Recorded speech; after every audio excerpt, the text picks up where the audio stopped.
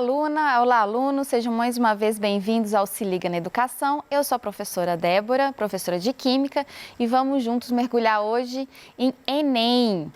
Bom, na aula de hoje nós vamos verificar uma questão do Enem que caiu em 2019, dá uma conferida no conteúdo explorado nessa questão e com esse conteúdo vamos tentar responder mais duas questões que caíram lá em 2016, ok? Bom, primeira questão. Desculpa, Enem 2014 que caiu. A capacidade de limpeza e a eficiência de um sabão dependem de uma propriedade de formar micelas estáveis, que arrastam com facilidade as moléculas impregnadas no material a ser limpo. Tais micelas têm em sua estrutura partes capazes de interagir com substâncias polares, como a água, e partes que podem interagir com substâncias apolares, como as gorduras e os óleos. Bom, a substância capaz de formar as estruturas mencionadas e aí ele dá 5 alternativas dentro dessas substâncias. Mas antes de tentar responder, vamos olhar um pouquinho sobre esse conceito do sabão. Bom, olhando dentro do grupo orgânico, dentro de todas as substâncias orgânicas, são uma demanda muito grande. Então, o que convencionou? Através das estruturas, dividiu-se essa quantidade de substâncias em grupos menores. Esses grupos recebem alguma nomenclatura. Então, vamos lá. Os hidrocarbonetos, eles são subdivididos em 3 categorias: alcanos, alcenos e alcinos. Nessa categoria, a característica principal é que nós só temos carbono e hidrogênio. O que vai diferenciar entre essas 3 categorias é a quantidade de ligação entre os carbonos. Então, alcanos são ligações simples entre carbonos, alcenos, ligações duplas e alcinos, ligações triplas. Depois nós temos o álcool. O álcool é uma estrutura onde eu tenho carbono ligado a um OH. Então, quando eu tenho um oxigênio ligado a um hidrogênio e depois ligado a um carbono, eu tenho a função álcool.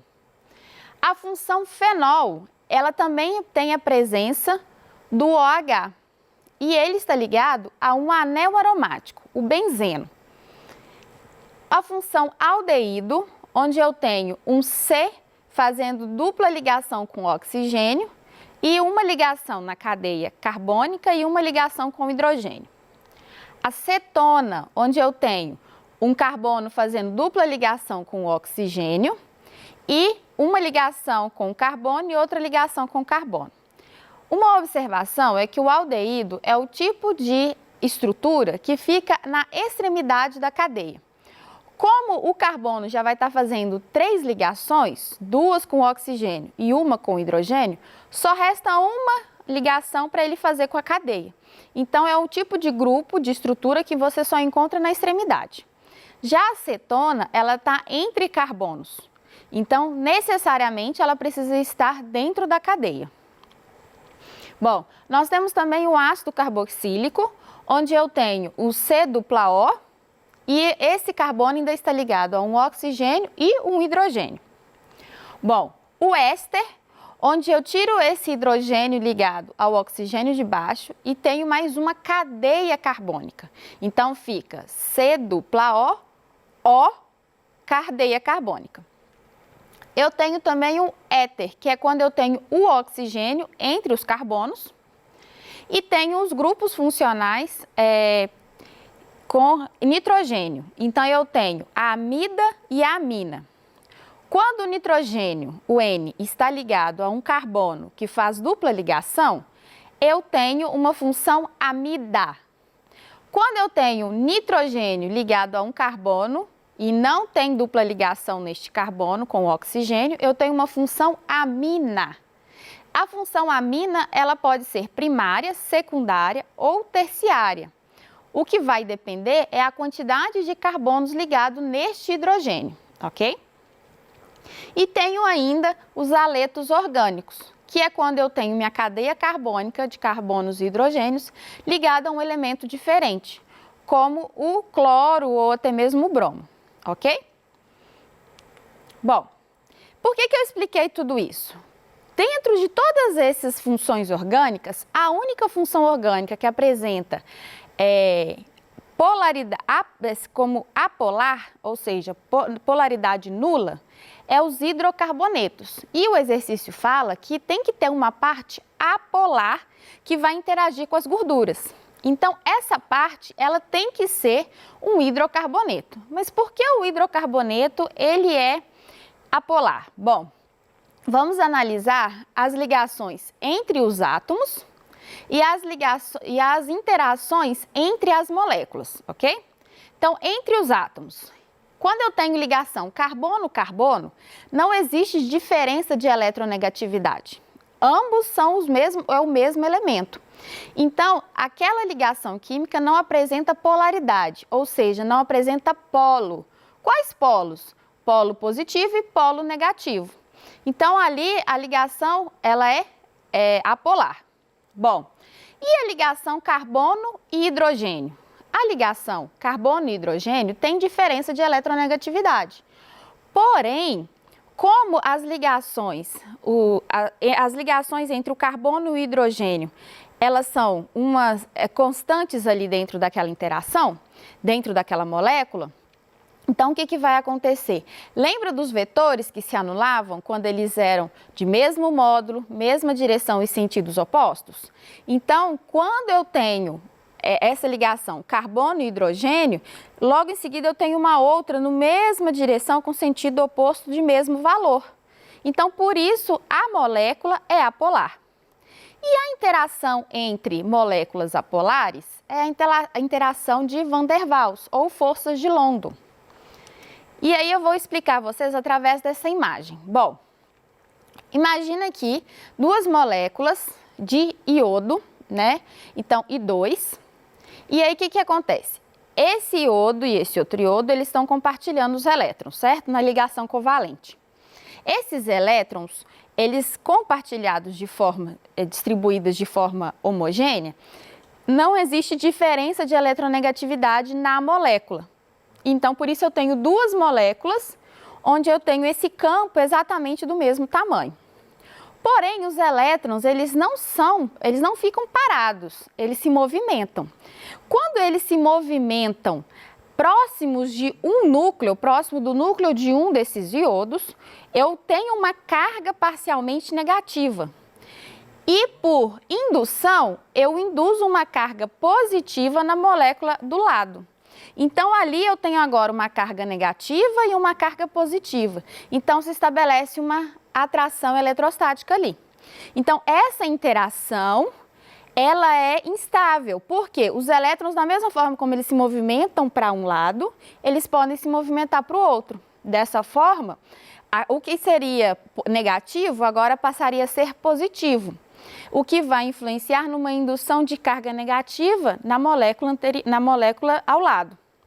Isso vai mostrar o quê?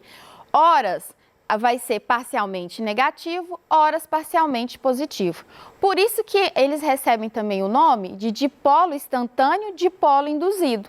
Justamente porque essas cargas são induzidas e são instantaneamente de acordo com o movimento dos elétrons, ok? Dentre as interações que existe, essa interação é a mais fraca, é a mais frágil, ok? E é a interação que existe em moléculas apolares, tranquilo? Então, olha só, todas as outras moléculas, todos os outros grupos funcionais, todos eles vão ter um elemento diferente, ou um oxigênio, ou um nitrogênio, ou um cloro, e isso vai caracterizar na molécula uma parte de polaridade, ou seja, eu vou ter uma carga ali naquela molécula, ok?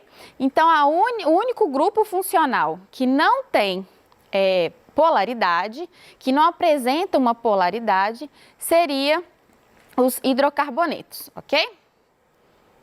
Bom, então olha só. Na questão, ele fala que tem que ter uma parte que vai interagir com os óleos e outra parte que tem que interagir com a água, ok? Então, olha só. O grupo hidrofóbico, o que é hidrofóbico? Quer dizer que ele repele-se da água, ok? Ele tem fobia à água. ele tem que ser uma cadeia longa, apolar, capaz de interagir com a sujeira. Então, tem que ter uma cadeia longa de hidrocarboneto, ok? E de forma bem básica, o que seria a formação de um sabão? Ou seja, a formação de uma substância capaz de formar micelas. Seria a reação entre um ácido carboxílico, uma base forte, formando um sal carboxílico. Então, esse sal carboxílico, que é essa estrutura que está mostrando aí para vocês, esse sal carboxílico é que é capaz de fazer essa limpeza, a formação de micelas, ok? Então, por isso, você tem uma parte onde apresenta um íon, uma parte iônica dali, certo? E o grupo C+O. Então, essa é a estrutura e essa parte aqui circulada seria a parte hidrofílica, a parte que vai interagir com a água. Então, vocês podem perceber que essa é a estrutura importante para a formação das micelas. Bom, o que são micelas, então? Micelas é justamente aquela estrutura. Então, a cauda é aquela parte do hidrocarboneto e o que a gente chama de cabeça é aquela parte polar, onde tem o íon. E ela vai se estabelecer como se fosse uma cadeia, de forma circular, ok? Ali naquele centro é aonde a sujeira vai interagir. Então, aonde vai ter uma interação entre a sujeira, a gordura, o óleo, naquele centro apolar. E a extremidade, que é polar, vai interagir com a água e por isso ela pode ser levada, ok? Bom, então vamos pensar aqui nas alternativas que nós temos. Então, a substância capaz de formar essas estruturas. Nós vimos que precisamos ter uma cadeia apolar e uma parte polar. De cara, a gente já consegue eliminar a letra A, porque só tem um hidrocarboneto, só carbono e hidrogênio, não tem a parte polar. A letra E também nós podemos eliminar. Por quê? Vocês perceberam que a estrutura é bem fixa. Eu tenho a cauda e a cabeça. Aqui nessa estrutura eu tenho uma parte, vou voltar aqui para vocês verem. Eu tenho uma parte hidrocarboneto, um oxigênio central e mais uma parte hidrocarboneto. Então, a polaridade está concentrada no centro e não na extremidade. Dessa forma, essa não é uma substância que possa formar as micelas de forma estável. Ok. A letra D, nós temos uma questão. O texto ele faz referência que o sabão, sabe-se que o sabão é uma substância com estrutura de cadeia longa de carbonos e uma parte iônica polar. Na letra D, nós temos um ácido carboxílico, ou seja, eu tenho uma parte de polaridade. Porém, ele não é iônico, ele não é um sal iônico, ok? Então, por isso, nós vamos descartá-lo também. Ficamos entre a letra B e a letra C. Bom, uma palavrinha-chave, longa, cadeia longa. Então, vamos avaliar que os dois, eles são sais carboxílicos, tem o sódio ali presente, porém, um tem 18 carbonos e o outro tem 3 carbonos. Então, obviamente, nós vamos ficar com a letra B, ok? Bom, vamos tentar agora responder com esse conhecimento outras duas questões que caíram em 2016. Então, vamos lá. Os tensoativos são compostos capazes de interagir com substâncias polares e apolares. Opa, muito similar com sabão, né? A parte iônica dos tensoativos interage com substâncias polares. E a parte lipofílica interage com as apolares. A estrutura orgânica de um tensoativo pode ser representada por... Então, olha só, o que nós temos aqui? Uma cadeia longa de hidrocarboneto, que ele fez essas ondinhas, né, que nós chamamos de cauda. E nós temos a parte polar do tensoativo, que ele fez esse desenho com essa bolinha preta, certo? Representando ali, então, cabeça e cauda.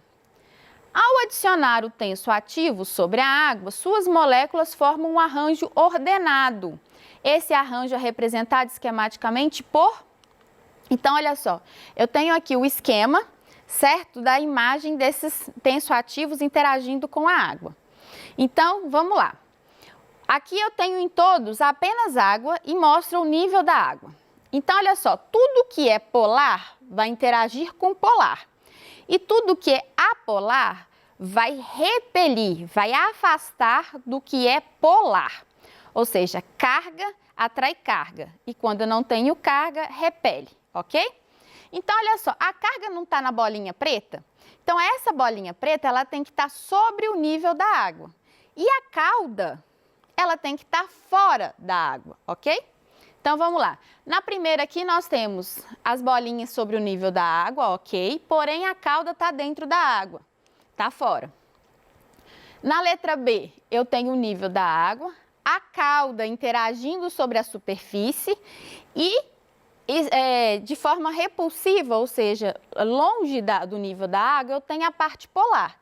Está errado, tem que ser o contrário. E olha só, a letra C tem exatamente isso. A parte polar, ela está dentro da água e a parte apolar para fora. Vamos avaliar os outros. A letra D, eu tenho todo mundo mergulhado na água. A parte polar e apolar também está fora. E a letra E, onde eu também tenho todo mundo mergulhado na água. Ou seja, a parte apolar interagindo com o polar. Também está fora. Então, vocês têm que lembrar que é o seguinte, a parte hidrofóbica do tensoativo ou do sabão, que é a cauda, não possui afinidade com a água. Quando ele entra em contato com a água, tende a se afastar. Então, toda vez que essa parte entrar em contato com a água, ela vai se afastar, ok? Última questão aqui para a gente finalizar. Para lavar e refrescar um ambiente que estava a 40 graus, uma pessoa resolve jogar água sobre um piso de granito. Ela observou que o líquido se concentrou em algumas regiões, molhando parcialmente a superfície. Ao adicionar detergente sobre a água, a pessoa verificou que o líquido se espalhou e deixou o piso totalmente molhado. A molhabilidade da superfície foi melhorada em função da... Então, vamos pensar o seguinte, o que acontece na superfície da água? Eu tenho interações ali entre as moléculas de água. Essas interações são interações muito fortes, de ligações de hidrogênio, e formam uma tensão. Então, quando essa água entra em contato com uma superfície que não é polar, o que vai acontecer? Ela vai ficar em formato circular, em formato esférico, e diminuindo o máximo possível do contato com a parte apolar, com aquilo que não vai interagir com ela. E isso faz com que ela fique naquele formatozinho circular que nós vimos, que nós observamos em casa, certo?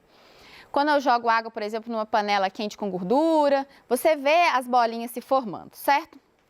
Então, olha só, quando eu jogo o detergente, eu pego essas interações, como a parte polar do detergente é um tensoativo, o que vai acontecer? Eu vou afastar, eu vou diminuir a tensão superficial da água. Então, esse tensoativo vai diminuindo essa tensão, fazendo com que o formato dessa água, ao invés de ser circular, fique um pouco mais achatada, permitindo que ele molhe melhor o ambiente, ok? Então, se formos avaliar aqui as alternativas, aquela que mais condiz com o que estamos falando, dos tensoativos e sabão, é a letra B, porque ele fala que a tensão superficial da água ter sido reduzida. Então, quando essa tensão é reduzida, esse formato da água, né, de se aglomerar em formato circular, em formato esférico, diminui, fazendo com que ele fique mais achatado, podendo molhar melhor todo aquele piso, ok? Bom, no mais, eu quero agradecer a presença de todos vocês e eu quero incentivar vocês a estarem estudando dentro da melhor forma, dentro da forma mais acessível que vocês tiverem. Se for possível, releiam esse conteúdo dentro dos livros didáticos de vocês. Eu quero agradecer também a presença de vocês aqui assistindo essa aula. Agradeço muito mesmo e no mais, eu deixo meus abraços virtuais a todos vocês e até a próxima aula.